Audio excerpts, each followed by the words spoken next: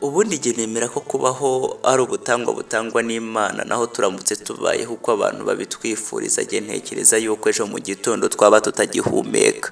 Ubuzima twihitiramo kubaho twebwe ubwacu mu buzima bwa buri munsi, buri wese afite amahame agenderaho, kandi burya buri muntu wese afite uko yakuze. Ntihazagire umuntu ukumvisha neza yuko ubuzima ubayeho atari bwo wakagombye kubayeho, ahubwo we ubayeho mu buzima wihitiyemo. Gusa nanone ariko ujye ugerageza, wenda uraranganya amaso urebe kure cyane, wenda urebe yuko ubuzima ubaye hari bwo wakagombye kubayeho, kuko burya uko ubayeho ushobora kuba atari ko wakagombye kubaho. Ariko none mu buzima ntihazagira umuntu ukwigisha kubaho, ahubwo wowe uzi icyo ushaka ugerageze kandi ukomere umenye icyo ushaka. Kubaho nyine ni urugendo rurerure ruhanije, kandi nibyo ni ishuri rifata benshi muri ubu buzima. Ariko nanone tujye tugerageza twibaze tuti, ariko ubundi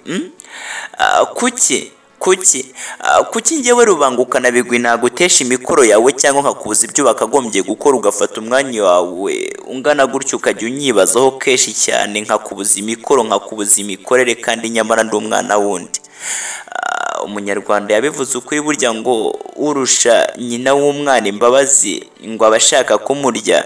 Gusa wenda njye ntabwo nigeze mbitindaho, kuko nanone ushobora gusanga byaba ari byo, kuko nanone undi munyarwanda yaravuze ngo wabura so ntiwabura sobuja.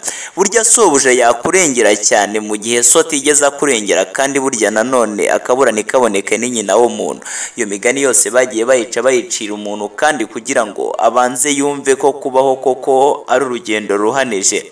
Ariko nanone imibereho ya muntu burya niwe wakagombye guhitamo uko yakagombye kubaho. Uyu munsi ntabwo bimeze neza, ndabizi rwose. Uyu munsi ntawe ugucira ko ari urutega, nta n'ukureba ngo akubaze ngo bimeze bite. Ndabyumva ejo nawe uzaba wahize cyane, washyizemo imbaraga, urimo ushaka ubuzima. Ariko twibaze tuti, ubundi wenda ko ubwo bukene uyu munsi buri kugukontorora, ejo ntibazakubwira bati hava ayo mafaranga ntagukontorore. Nyabuneka uwo muntu udahari uyu munsi ntazakubwira ati bite.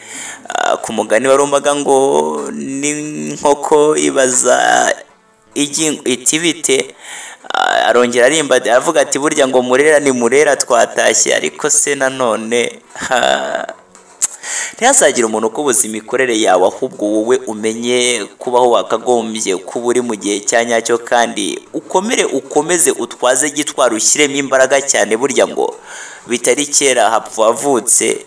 Nibyo umuntu ashyiramo imbaraga, ugahera kuri 1, 2, 3, 4, 5, inshuro 10, 100%, n'ubundi ejo mu gitondo ukajya gushima Imana.